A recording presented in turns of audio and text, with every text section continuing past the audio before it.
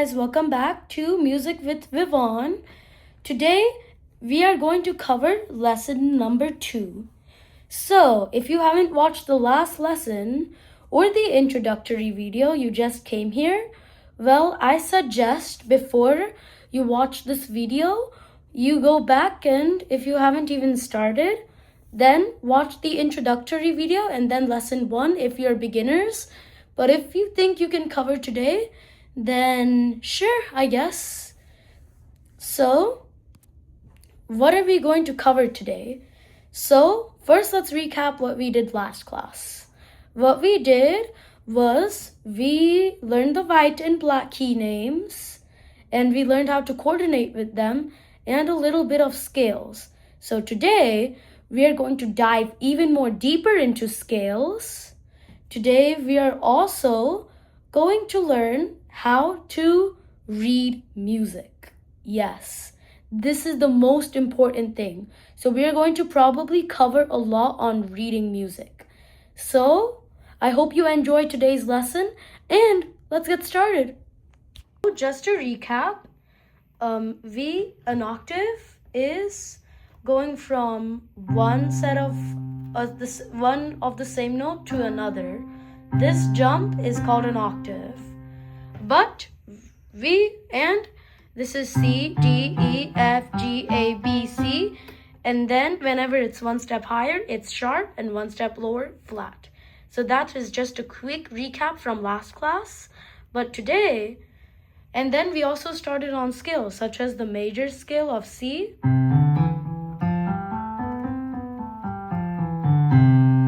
That is the major scale. And we only learned the major scale. But what about other scales? What about a minor scale? What about a 7th scale? That we're all going to cover, and we are going to cover the logistics behind those scales as well. Just remember that major scale, it is always in a happy mood and tone.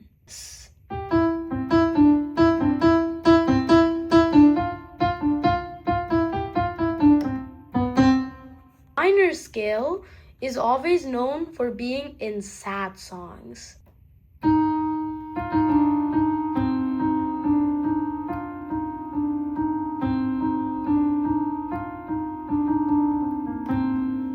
Any song, you have to know their key signature, which is important when reading music, and that key signature follows into a scale. Each scale will have a certain amount of sharps and flats, which in fun terms are the tiny bits of twists and turns. Thus, the C major scale is the only kind of scale that does not have any sharps, nor it does have flats. It only hits the white keys. No black keys involved. We're going to go to the D major scale, which goes like this.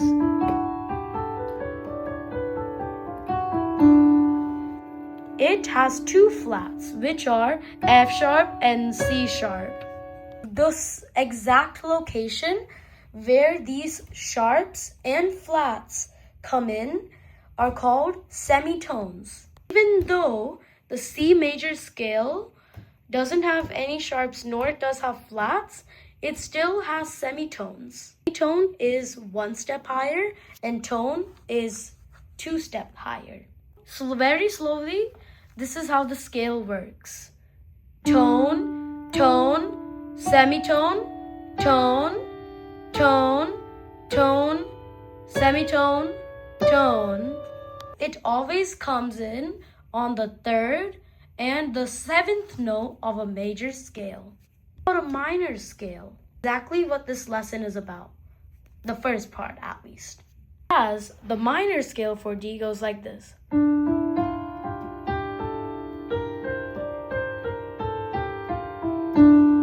Is for an E minor.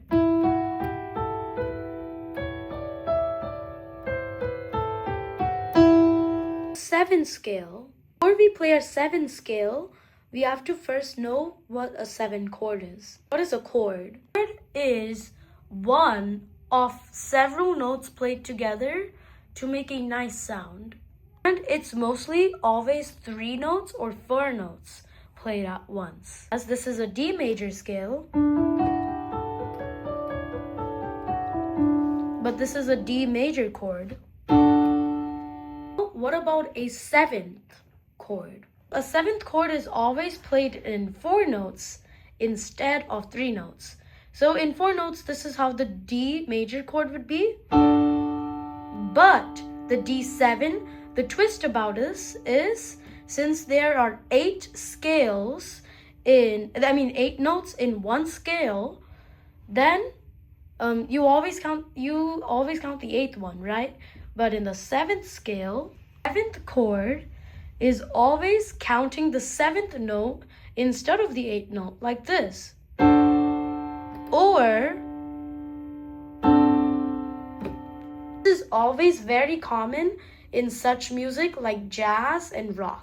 Some nice piano music. Like the TikTok jingle, or whatever that is called, is in an E major 7th, which is this. That is part of the TikTok jingle.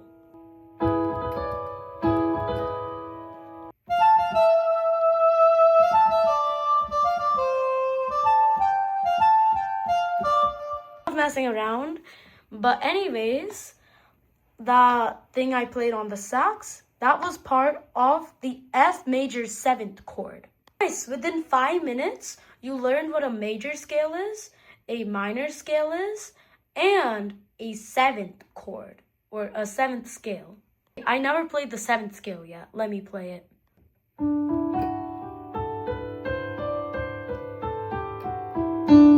Let's move on for the remaining 5 more minutes of my time to learn how to read music. Reading music takes a lot. We might only get to learn treble clef today. Bass clef we will get to learn next class. Stay tuned for that. This, I know I draw really bad, but this, something similar to that actually, will be called a treble clef. And that is your first thing you'll see on a staff. Is a signature, lines, accidental marks, this. So yes, I can teach something in 5 minutes, but for this concept, I think we will need another class for that. So I'm only going to teach a little of this. And before we even go to reading music, I psyched on that whole thing. We're not going to learn on that the whole class. All that stuff is going to be next week. This week, we're going to learn specifically on rhythms. Let's erase this. Now that the whiteboard is erased, these are all the rhythms we're going to learn. This is a quarter note. And how long I tapped on the whiteboard was however long that quarter note was. But now what about an 8th note? An 8th note is half as long as a quarter note. Yes, music needs a lot of math. So if you're good at math, well, good job. You know music.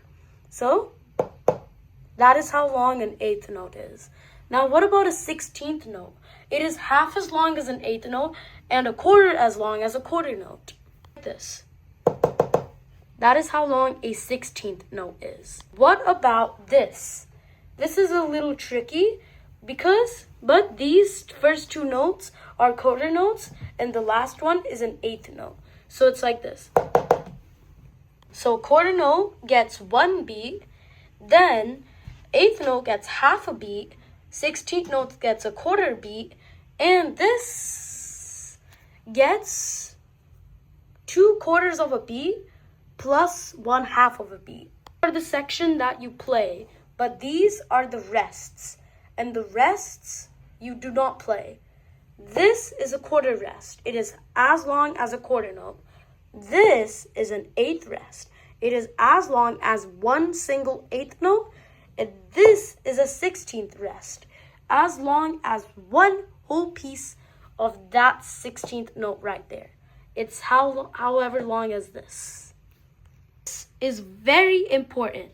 This is called a time signature. Top number is the number of beats in each measure. Measure is basically how many beats in one division.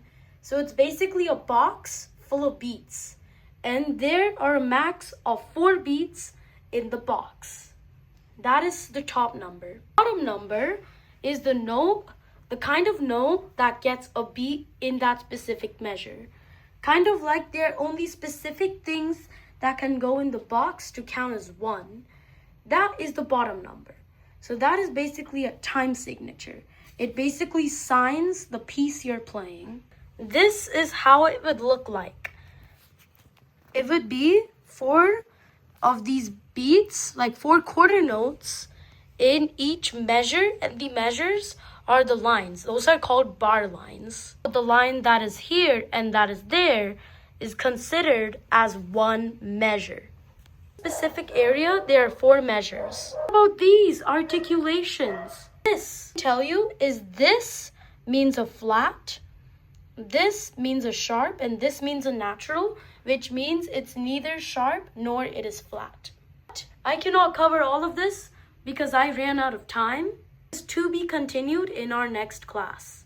In conclusion, today we covered major and 7 scales and chords, a little bit basics of rhythms. Till next time with Vivaan, more of reading music.